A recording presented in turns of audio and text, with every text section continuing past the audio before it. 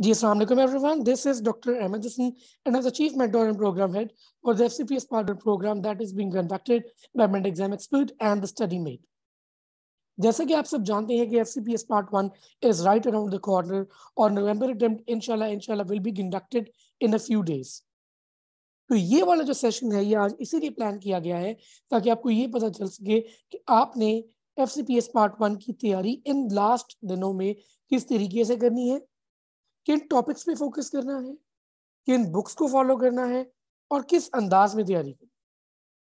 जो मेजर चीज मिसिंग होती है आपकी तैयारी में से वो है रिवीजन, और उसी चीज को एड्रेस करने के लिए आज का ये पूरा लाइव सेशन प्लान किया गया है ताकि आप लोग जो है वो सही तरीके से सही अंदाज में तैयारी कर सकें। हमारा जो ये सेशन है ये दो हिस्सों में डिवाइड किया जाएगा। पहले पार्ट में मैं जनरली बताऊंगा कि आपने किस अंदाज में तैयारी करनी है, और दूसरे पार्ट में मैं ये बताऊंगा कि अगर आपने हमारा कोर्स ज्वाइन किया हुआ है जो कि अभी नवंबर अटेम्प्ट वाला ऑलरेडी चल रहा है कोर्स हमारा, तो आपने किस अंदाज में तैयारी करनी है, और वो लोग जिन्होंने कोर्स नहीं ज्वाइन किया हुआ वो किस अंदाज में तैयारी करेंगे लास्ट फ्यू डेज में। All clear guys? Just give me a second.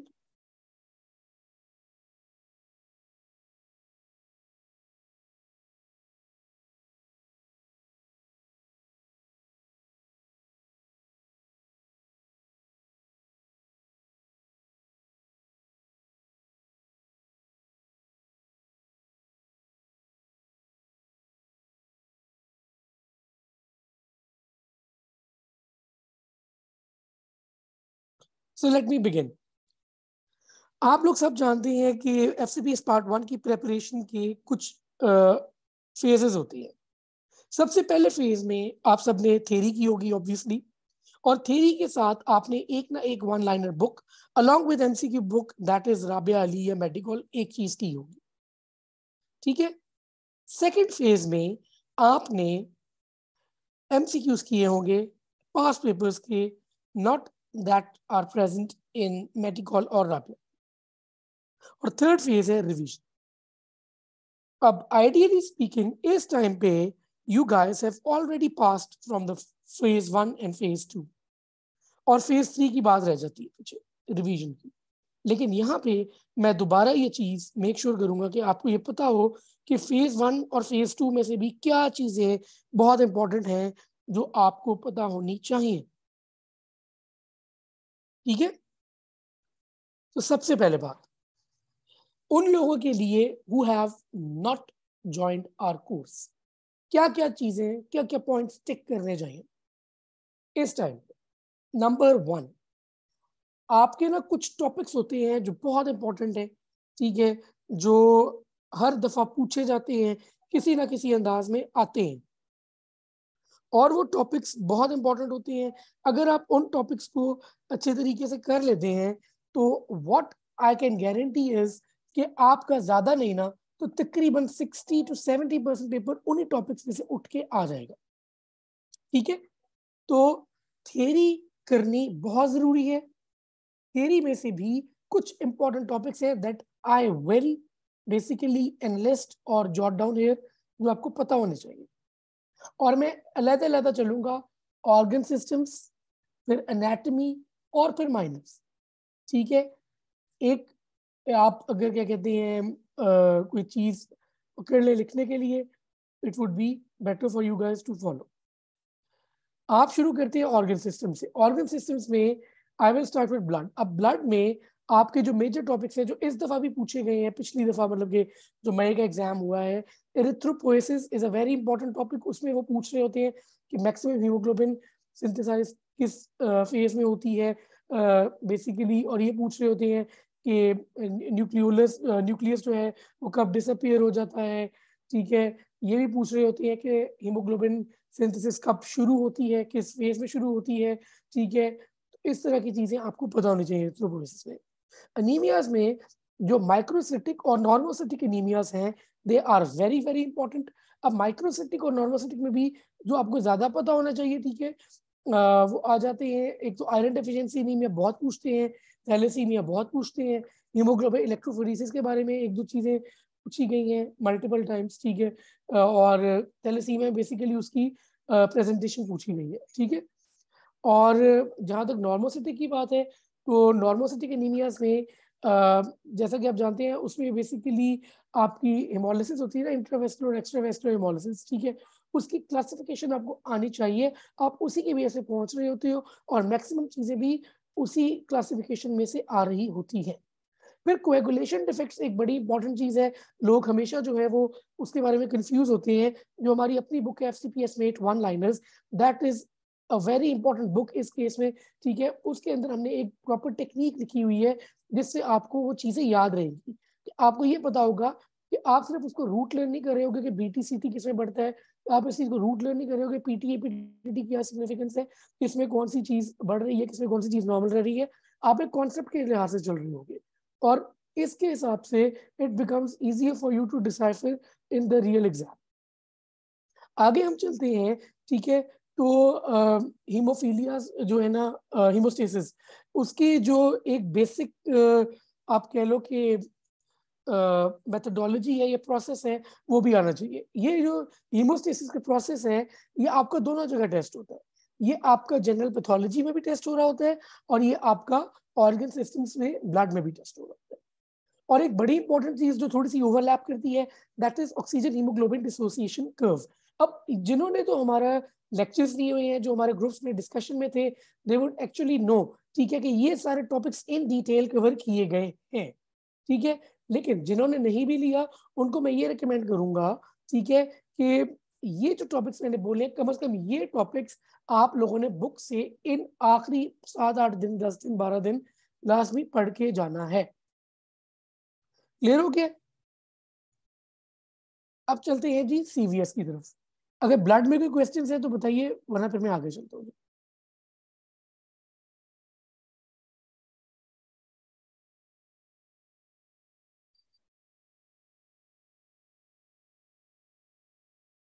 ठीक है, अब CVS पे चलते हैं। अब CVS जो है ऑब्वियसली बहुत वास्ट टॉपिक है और उसकी हर चीज नहीं हो सकती, लेकिन कुछ चीजें हैं जो आपको पता होनी चाहिए। MI के फीचर्स पता होने चाहिए, उसके एंजाइम्स पता होने चाहिए, ECG इन डिटेल पता होनी चाहिए, AFib में कैसी आती है, हार्ट ब्लॉक्स में कैसी आती है, 3:1 जो रिदम है वो किस में आ रहा होता है, ठीक है। और इसके अलावा सॉ टूथ अपेयरेंस किस में आ रही होती है, ठीक है। ये कुछ चीजें हैं जो बहुत इंपॉर्टेंट है। PR इंटरवल प्रोलॉन्गेशन किसमें है, और जो लॉन्ग QT सिंड्रोम है उसके कॉजेस क्या हैं, ये कुछ चीजें हैं जो बार बार पूछी गई हैं। कार्डियक साइकिल बहुत इंपॉर्टेंट है, उसके सारे फेजेस इंपॉर्टेंट हैं, आपके हार्ट साउंड्स बहुत इंपॉर्टेंट है। हार्ट साउंड्स में इवन आपको ये भी पता होना चाहिए कि फिक्स स्प्लिटिंग किसमें है, ठीक है। लेकिन उसमें आपको ये भी पता होना चाहिए कि S1 की रीजन क्या है, S2 की रीजन क्या है, ठीक है। और साथ ही साथ कोई अगर डिजीज है तो उसमें हार्ट साउंड्स पे क्या अफेक्ट हो रहा है। That is all covered in our lectures and also FCPS mate one liners में ये बड़े अच्छे तरीके से कवर की गई चीज। इसके अलावा जो बेसिक डेफिनेशन थी अभी, cardiac output, stroke volume, heart rate वगैरह हो गया, ठीक है, प्री लोड हो गया, आफ्टर लोड हो गया, ये सभी बहुत इंपॉर्टेंट हो जाते हैं, ठीक है। इसमें वो उसी तरह क्वेश्चन जो आपने ऑब्वियसली एनकाउंटर किए भी होंगे, आप अपनी तैयारी कर ही रहे थे कि एथलीट में क्या चीज कम होती है, क्या चीज ज्यादा होती है, ठीक है। उसमें आपको जो प्रेफरेंस का ऑर्डर है वो आपको पता होना चाहिए, ये बहुत इंपॉर्टेंट चीज है। BP रेगुलेशन में भी आपको ये पता होना चाहिए कि आपकी कौन सी BP रेगुलेशन की मैकेनिज्म्स है, ठीक है, कौन सा लॉन्ग टर्म है, कौन सा शॉर्ट टर्म है, कौन सा मोस्ट इफेक्टिव है, ठीक है। इस तरह की चीजें, ये सब इंपॉर्टेंट है। यही जो क्वेश्चंस में आपको बता रहा हूँ, यही इसी तरीके से इसी अंदाज में रिपीट हो रहा है। एक और चीज है, वो BP की एक रेंज दे देते हैं, उसमें एक BP लिख देते हैं कि जी ये BP था, तो बताइए इसमें कौन सा BP का रेगुलेशन वाला मैकेनिज्म यूज होगा, ठीक है। फिर JVP आ जाता है। JVP में भी वो ये पूछ रही होती है जो आपकी वो पूरी वेव फॉर्म है ACXVY वाली, ठीक है, जिसमें आपकी 2 डिसेंट्स भी हैं, ठीक है। ये बहुत इंपॉर्टेंट है। इसमें वो पूछ रहे होते हैं, वो कोई भी इसमें से चीज पूछ लेते हैं कि जी ये जो लेट से वो पूछ लेते हैं A वेव जो है, ठीक है, वो क्यों आती है। वो ये पूछ सकते हैं कि A वेव जो है वो ज्यादा प्रोनाउंस किसमें होती है, ठीक है। ट्राइकस्पिड रिगर्जिटेशन में क्या होता है। ये सारी बेसिक चीजें हैं जो JVP में पूछी जा सकती है। इसके अलावा एक और बड़ी इंपॉर्टेंट चीज है जो आपकी DVT है, ठीक है, DVT और फाउलर्स पोजीशन, ठीक है।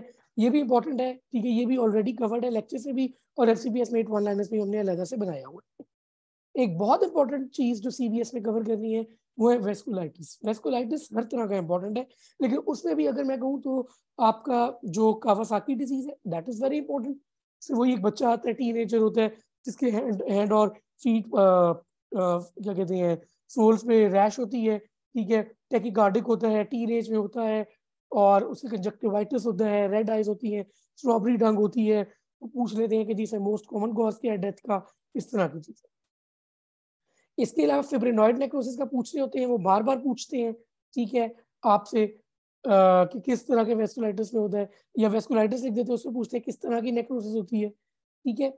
और टाकायासु आर्थराइटिस भी 2-3 दफा आया हुआ है, और इस तरह की चीजें वो वेस्कुलाइटिस में पूछते हैं। It is a very very important topic that you need to cover in CVS 2।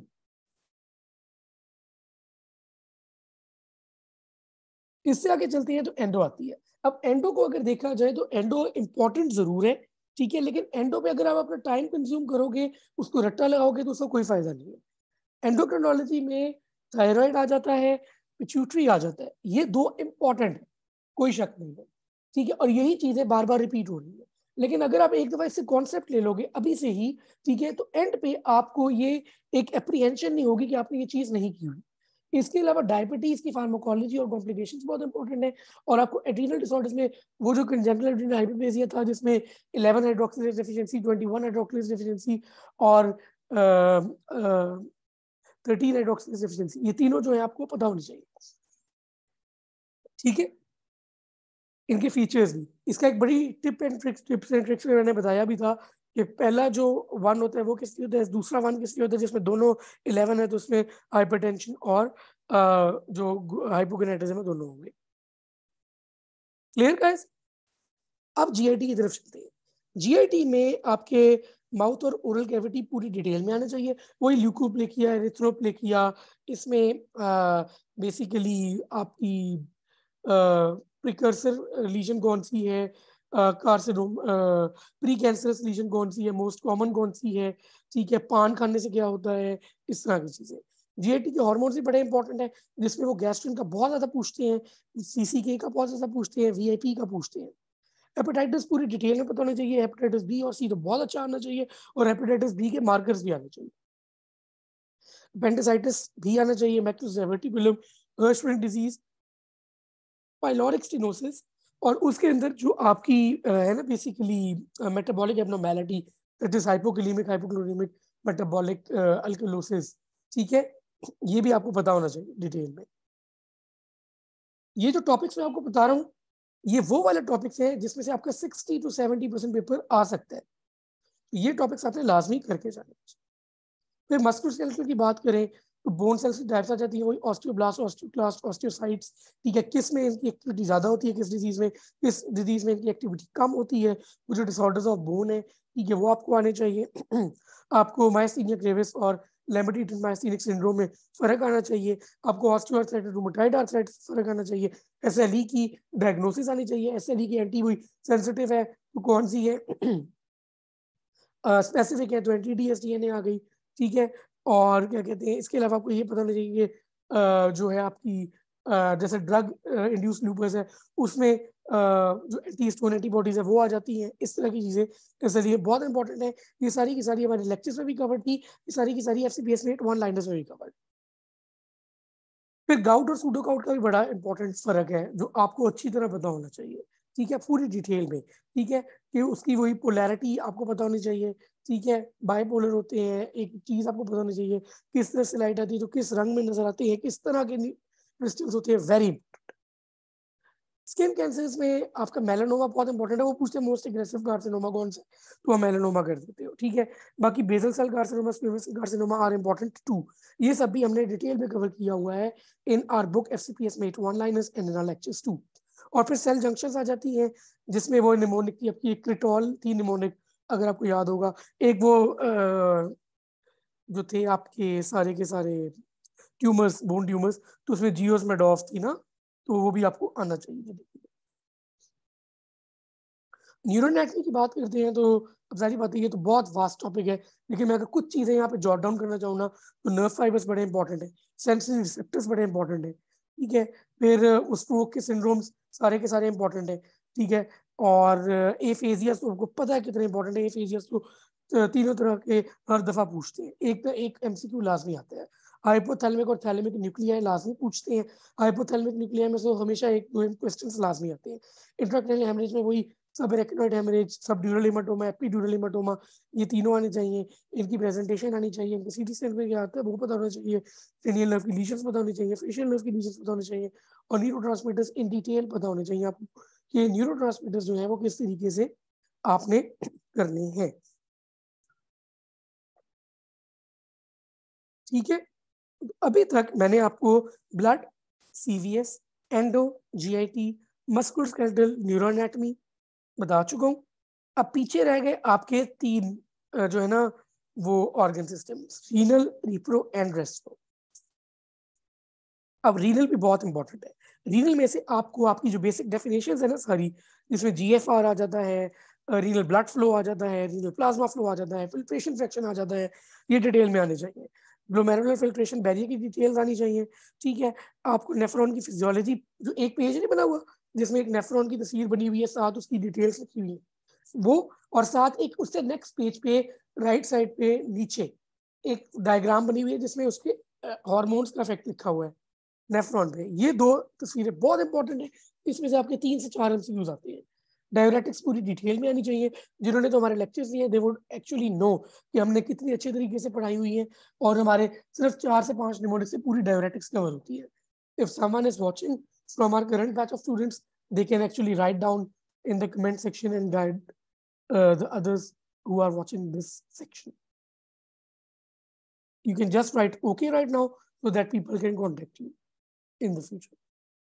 इसके अलावा आप डिस्ट्रीब्यूशन ऑफ बॉडी फ्लूइड जानते हैं, ईसीएफ आईसीएफ वाला बार बार पूछते हैं, आपको पता ही है। वो भी है कि जी एक लेबरर था, वो काम कर रहा था, उसको बहुत ज्यादा स्वेटिंग हो रही थी, उसने पानी पी लिया, ठीक है, वाटर पिए, उसके बाद उसकी क्या चीज बढ़ेगी, ऐसे ही बढ़ेगा, ऐसे ही बढ़ेगा। और इसकी भी पूरी एक मेथोडोलॉजी है जो मैंने डिटेल में बुक्स में भी लिखी है और आपको बताई भी हुई है लेक्चर्स में भी, किस तरीके से चलना है। ये भी चीज ऑब्वियसली बहुत इंपॉर्टेंट है, ठीक है, लेकिन सिर्फ कॉन्सेप्ट आना चाहिए, इसमें भी आपको रट्टा लगाने की जरूरत नहीं है, ठीक है। आपको पिक करना आना चाहिए कि उसको है क्या। बहुत ईजी है, कोई मुश्किल काम नहीं है। एक दफा जिन्होंने हमारे लेक्चर्स लिए हुए हैं दे वुड नो कि सिर्फ एक दफा वो लेक्चर्स तरीके से सुनने की बात है, उसके बाद आपको पूरी जिंदगी के लिए भी चीज आ जाती है। और बफर्स में सिर्फ नाम आने चाहिए, डिटेल करने की कतई जरूरत नहीं है। क्लियर हो गया जी?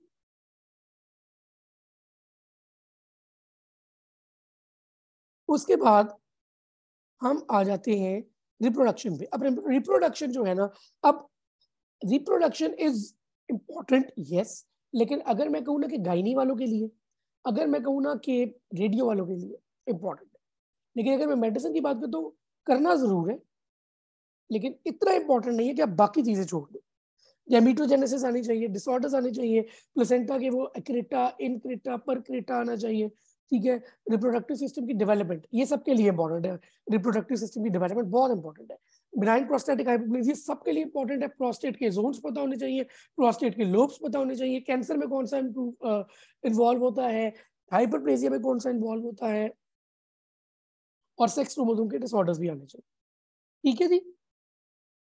और रिप्रोडक्टिव सिस्टम की बात जहां तक करते हैं तो उसमें आपको डेड स्पेस पता होना चाहिए, डेड स्पेस की चेंजेस पता होनी चाहिए, डेड स्पेस किस में ज्यादा होता है, किस चीज में कम होता है, वो एक हाइपोटेंशन वाला बड़ा मशहूर सवाल है, वो भी आपको आना चाहिए। रेस्पिरेटरी ट्री का कॉन्सेप्ट आना चाहिए, आपको पता हो कि कहाँ तक कार्टिलेज है, कहाँ तक सीलिया है, कहाँ से सीलिया शुरू होते हैं, कहाँ पे खत्म होते हैं, ठीक है। कार्टिलेज कहाँ से शुरू होती है, कहाँ पे खत्म होती है, आपके गॉबलेट सेल्स कहाँ से शुरू होते हैं, कहाँ पे खत्म होते हैं, आप ये चीजें आपको पता होनी चाहिए जी।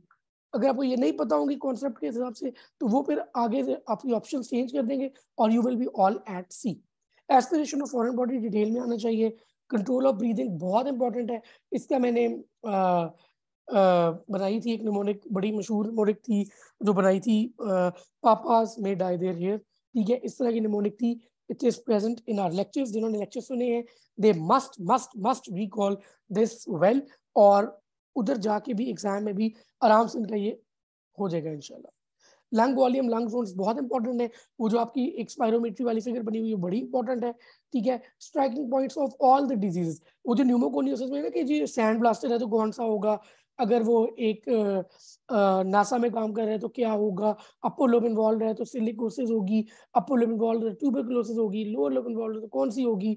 इस तरह की चीजें आपको पता होनी चाहिए। सार्कोइडोसिस बड़ी इंपॉर्टेंट है, सार्कोइडोसिस बहुत इंपॉर्टेंट है, हर दफा 1 से 2 एमसीक्यूज आते हैं, ठीक है। न्यूमोथोरैक्स पूरी डिटेल में आना चाहिए, और लंग कार्सिनोमास भी आपको आने चाहिए। आपको पता होना चाहिए कौन सा पेरिफेरल है, कौन सा सेंट्रल है, किस में एसीटीएच आता है, किस में नहीं आता है, कौन सा पैरानियोप्लास्टिक सिंड्रोम के साथ एसोसिएटेड है, इस तरह की। ये खत्म हो गई आपकी बात, मुझे बताएं ये चीज आपको समझ लग गई है तो ओके लिखे, फिर मैं आगे चलूंगा जी। अभी तक मैंने आपको टॉपिक्स के बारे में बताया है that you need to cover from the organ systems.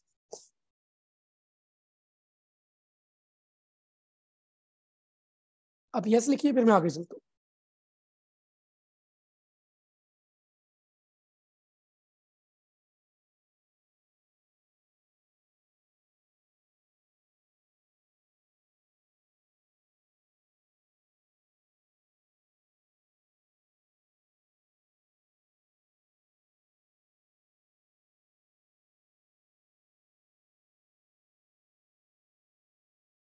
Ji thank you so much doctor Bushra. इंशाल्लाह ये मैं आपको हेमीडेस्मोसोम डेस्मोसोम वाला कॉन्सेप्ट जो है ना वो अभी आपको ग्रुप में भेजता हूँ इंशाल्लाह। चलिए जी, अब मैं एनाटॉमी की तरफ चलता हूँ। एनाटॉमी में हेड एंड नेक में से आपके स्कल के फोरामेना बहुत इंपॉर्टेंट है, उसके स्ट्रक्चर्स बहुत इंपॉर्टेंट है जो उसमें से जा रहे हैं, नेक के ट्रायंगल्स बहुत इंपॉर्टेंट आ जाते हैं, इंटरनल और एक्सटर्नल कैरोटिड आर्टरी की ब्रांचेस, सर्कल ऑफ विलिस, ये 5 चीजें आपकी बहुत ज्यादा इंपॉर्टेंट है। देखिए बाकी भी इंपॉर्टेंट है, लेकिन ये 5 चीजें तो आप छोड़ के नहीं जा सकते इस टाइम पे, ठीक है। थोरैक्स और एब्डोमेन में ब्रोंकोपल्मोनरी सेगमेंट्स, कंटेंट्स ऑफ मीडियास्टाइनम, ठीक है। डायाफ्राम में से क्या क्या चीजें गुजर रही हैं, किस किस जगह से गुजर रही है, ठीक है, और उनके साथ क्या क्या गुजर रहा है, बहुत इंपॉर्टेंट है। हार्ट पूरी डिटेल में, हार्ट के बॉर्डर्स भी आने चाहिए, हार्ट के सर्फेसिस भी आनी चाहिए, ठीक है, डिटेल में आपको आनी चाहिए। ये भी पता होना चाहिए कि इसोफेगस के साथ कौन सा है, जैसे लेफ्ट एट्रियम होता है ना पीछे, तो अगर लेफ्ट एट्रियम लार्ज होता है तो डिस्फेजिया होता है, पता होना चाहिए आपको, ठीक है। इसोफेगस डिटेल में आनी चाहिए, ट्रेकिया डिटेल में आनी चाहिए, मसल्स ऑफ रेस्पिरेशन डिटेल में आनी चाहिए, जिसमें आपको पता हो कि नॉर्मल यूज कौन से होते हैं, एक्सेसरी यूज कौन से होते हैं, ठीक है, इंस्पिरेशन में कौन से होते हैं, एक्सपिरेशन में कौन से होते हैं, डिटेल में आने चाहिए। ट्रांसपाइलोरिक प्लेन डिटेल में आना चाहिए, किडनीज की रिलेशन आनी चाहिए, अपेंडिक्स की साइट्स पता होनी चाहिए, ठीक है। ये कुछ इंपॉर्टेंट चीजें हैं जो आपको लाजमी लाजमी आनी चाहिए। फिर आगे चलते हैं जी अपर लिम्ब पे। अपर लिम्ब में ब्रेकियल प्लेक्सस रीजन आपको पता है कितनी इंपॉर्टेंट है। Blood supply of upper limb along with Venus drainage आनी चाहिए, लिम्फेटिक ड्रेनेज ऑफ ब्रेस्ट आनी चाहिए, और रोटेटर कफ मसल्स में वो बड़ा इंपॉर्टेंट निमोनिक मैंने बनाया हुआ है सुप्रा डेल्ट्रासा, उसमें सब कुछ कवर होता है, वो आपको आना चाहिए। इसी तरीके से लोअर लिम्ब में भी आपको नर्व्स ऑफ लोअर लिम्ब आनी चाहिए, ठीक है, इनग्वाइनल कैनाल की बाउंड्रीज आनी चाहिए, इसकी भी लोअर लिम्ब की भी आपको जो है ना ग्रेटर और लेसर शियाटिक फोरामेन से जो स्ट्रक्चर्स पास हो रहे हैं वो पता होने चाहिए। Blood supply of lower limb पता होनी चाहिए, जिसमें वीनस ड्रेनेज भी है और लिम्फेटिक ड्रेनेज भी है, ठीक है। तो ये है आपकी एनाटॉमी। हेड एंड नेक बताया आपको, थोरैक्स और एब्डोमेन बताया, अपर लिम्ब लोअर लिम्ब। अब जहां तक पेल्विस की बात है, अगर तो मैं बात करता हूँ ना कि आप अपियर हो रहे हो, ठीक है, बेसिकली गायनी के लिए, ठीक है, फिर तो पेल्विस बहुत इंपॉर्टेंट है। रेडियो के लिए अपियर हो रहे हो तो पेल्विस इंपॉर्टेंट है, फिर तो करना ही करना है। लेकिन अगर आप मेडिसिन, सर्जरी या किसी और स्पेशलिटी पैथो वगैरह के लिए अपियर हो रहे हो, I will not recommend you कि आप पेल्विस पढ़ो इस टाइम पे, you can just leave it, ठीक है। देखिए उससे 2 से 3 क्वेश्चन आने हैं, लेकिन वो इतने एक्सटेंसिव है आपको बहुत सारा टाइम ले जाएगा, ठीक है।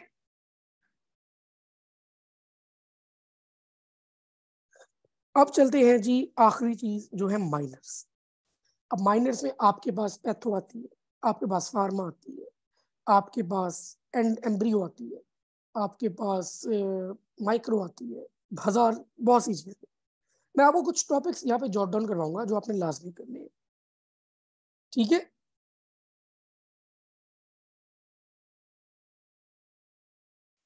सबसे पहले तो आपने 4 चीजें जो है ना वो लाजमी कर लेनी है फ्रॉम FCPS में 1 लाइनर्स इसी टाइम पे अभी। एनवायरमेंटल पैथोलॉजी, फार्माकोलॉजी, नियोप्लेसिया, माइक्रोबायोलॉजी, ये 4 तो आपने पूरी की पूरी FCPS में 1 लाइनर से कर ली और आप ये चीज तैयार है, कुछ नहीं करना इनके लिए। क्लियर? कौन सी 4 चीजें? Environmental pathology, neoplasia, pharmacology, microbiology. Clear हो गया जी? और इसके अलावा जो चीजें मुझे पता है कि इंपॉर्टेंट है मैं वो आपको बताने लगा, वो लाजमी करनी है आपने। मैं आपको इधर पोस्ट भी कर देता हूँ ताकि आप लोग, ये एक ऐसी चीज है जो मिस हो सकती है आपसे। एक derivative of germ layers important है, एक ब्रेकियल आर्च और ब्रेकियल पाउचेस के डेरिवेटिव्स इंपॉर्टेंट है, इनहेरिटेंस पैटर्न्स इंपॉर्टेंट है, क्रोमोसोमल एब्नॉर्मैलिटीज इंपॉर्टेंट है, विटामिन्स इंपॉर्टेंट है, हाइपर सेंसिटिविटी रिएक्शंस इंपॉर्टेंट है। HLA डिटेल में आपको आना चाहिए, ठीक है। फिर एडेप्टेशंस इंपॉर्टेंट है, P450 इंड्यूसेस इनहिबिटर्स इंपॉर्टेंट है, एम्ब्रियो फर्स्ट एड से गो थ्रू कर लें, हिस्टोलॉजी पेजेस FCPS में 1 लाइनर से गो थ्रू कर लें, मेटाबॉलिज्म टेम्परेचर आप FCPS में 8 से गो थ्रू कर लें, और फंक्शंस ऑफ रिसेप्टर्स फार्मा के और टेबल्स जो फार्मा के बने हुए हैं वो आप थ्रू कर लें। लेकिन अगर आप सिर्फ FCPS में 1 लाइनर भी इसके लिए कर लेते हैं वो मोर देन इनफ है। ये क्लियर हो गई आपको बात? ये भी मैं इधर पोस्ट ही कर देता हूँ ताकि आपको मसले मसाइल ना दरपेश आए। Just give me a minute.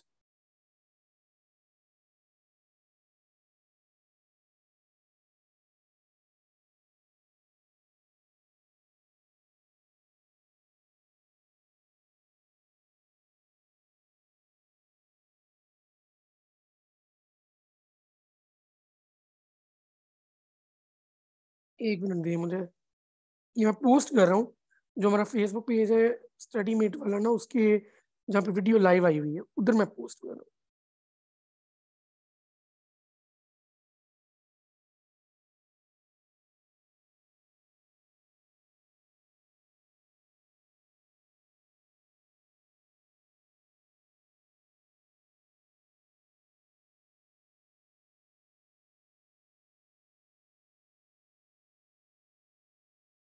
चलें जी, क्लियर? ये मैंने सारा पोस्ट कर दिया नीचे, आप इजीली देख सकते हैं। तो ये तो हो गए थे टॉपिक्स आपके, क्लियर हो गई। अब एक और चीज, अच्छा सॉरी, एक और चीज मैंने आपको बतानी थी। हमारा जो कोर्स है फेब्रुअरी अटेम्प्ट के लिए वो इंशाल्लाह 10th नवंबर से शुरू हो रहा है। ये जो अभी 10th आ रही है 3 months का कोर्स है। जिन्होंने ज्वाइन किए they would know how valuable our courses and how well prepared and well executed our lectures are, और इजीली उनका एग्जाम क्लियर हो सकता है अगर वो सही तरीके से पढ़ रहे हो। और हमारा रिजल्ट भी माशाल्लाह हमेशा 75% से ऊपर ही रहा है। तो you guys can easily join our course, उसकी डिटेल्स मैं पोस्ट कर दूंगा। तो ये तो जी टॉपिक्स थे। अब मैं आगे चलता हूँ। आपने इसके अलावा क्या करना है? आपकी जो पिछले 6 पास्ट पेपर्स हैं 6 अटेम्प्ट्स के, अगस्त वाले हमने डिस्कस करवा दिए, ठीक है। मई वाले डिस्कस हो जाएंगे, अभी डॉक्टर उमा करवाएंगी, और फेब्रुअरी वाले भी वो डिस्कस करवाएंगी हमारे पब्लिक टेलीग्राम ग्रुप पे।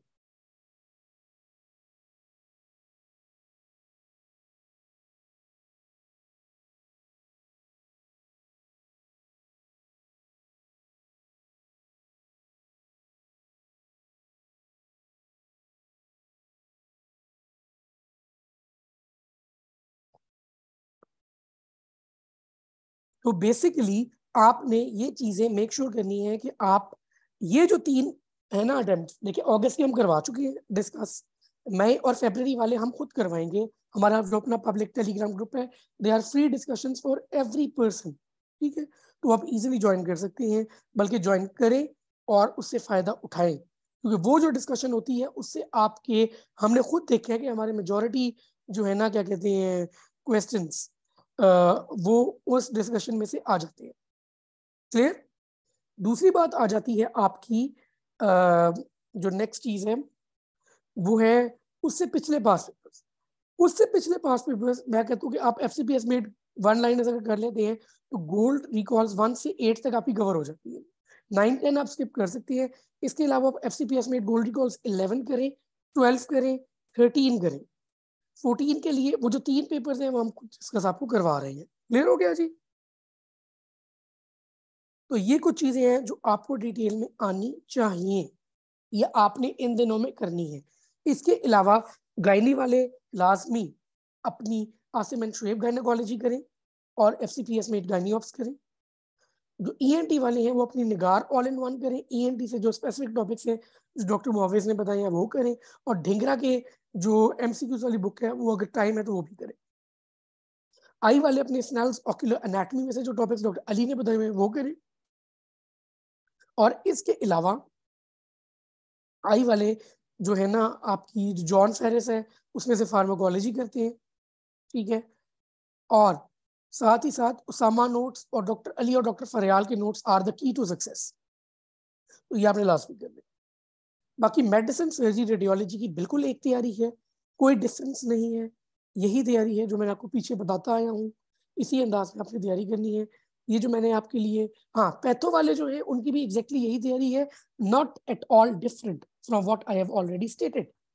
हाँ वो जनरल पैथोलॉजी से ज्यादा डिटेल में कर लें, लेकिन जो आपकी नियोप्लेजिया एनवायरमेंटल पैथोलॉजी वो FCPS में 1 लाइनर से भी बहुत ज्यादा है, इनफ है वो। हमने वो इस अंदाज में इस तरीके से लिखी है कि आपका वो थ्योरी भी कवर कर देती है, MCQ भी कवर कर देती है। बस ये है कि जो उसमें लिखा है वो आपने याद जरूर करना। हमें हमेशा ये होता है कि आप अपने कॉन्सेप्ट्स को स्ट्रॉन्ग करें और रूट लर्निंग उन चीजों की करें जो वाकई इंपॉर्टेंट है। There is a specific balance that needs to be maintained between rote learning and conceptual learning, और हम लोग वो बैलेंस आपको प्रोवाइड करते हैं, ठीक है। So all the best for the exam. ये एक प्रॉपर लेआउट था जो मैं आपको देना चाह रहा था कि इन दिनों में आपने क्या करना है। दोबारा से FCPS में 1 लाइनर्स पूरी पढ़नी है, ये टॉपिक्स जो मैंने बताए हैं ये करनी है, राबिया अली से मार्क्ड चीजें करनी है जो आपने मार्क की हुई हैं, ठीक है। साथ आपने पास पेपर्स करने हैं जो लेटेस्ट है, जो मैंने आपको बताया किस तरीके और किस अंदाज में करने हैं। ये 4 चीजें अलॉन्ग विद दैट, अगर आपको कोई स्पेशलिटी गायनी या फिर ENT आए इस तरह की है तो उसकी जो स्पेसिफिक तैयारी है वो करनी। So these are the things that you need to basically complete in these remaining days, and इंशाल्लाह अल्लाह सुब्हाना ताला की ज़ात आपको इस इम्तिहान में कामयाब करेगी और you will be able to clear this exam with utmost ease। सिर्फ टाइम दें, मेहनत करें और अल्लाह सुब्हाना ताला की ज़ात पे यकीन कामिल रखें, ठीक है। आप मेहनत कभी रायगा नहीं जाएगी and you will be able to clear this exam with ease अगर आपकी लिए वो बेहतरीन टाइम हुआ एग्जाम क्लियर करने का। आपके लिए ढेर सारी दुआएं हैं। For those guys who want to join our February course for 2023, the course will start 10 नवंबर से इंशाल्लाह 8 से 9 दिनों में शुरू हो जाएगा। सीट्स हमारी लिमिटेड है और हमारे जो लेक्चर्स हैं, जिन्होंने ये लेक्चर्स लिए हैं, they will basically validate our point कि किस तरह के और कितनी डिटेल में और कितने अच्छे लेक्चर्स हैं कि आपको बुक्स पढ़नी ही नहीं पड़ती उन चीज़ों के लिए जो लेक्चर्स में पढ़ो। I hope this session was helpful. I am sharing the details कि आपने फरवरी 2023 का हमारा जो रेगुलर कोर्स है वो किस तरह ज्वाइन करना है in the comment section of this video. आप वो फॉर्म फिल करें and our team member will contact you to complete your registration.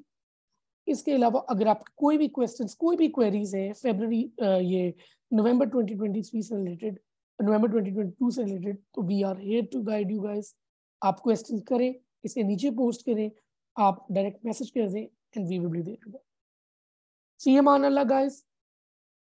Jazakallahu khair. All the best for the November 2022 exam, and for those who are aiming for February 2023, do join us. for our regular course of 3 months starting on 10th of November. Once again, seats are limited. If you want to join, this is the right time. Thank you so much. See you, man Allah. Jazakallahu khair. Allah Hafiz.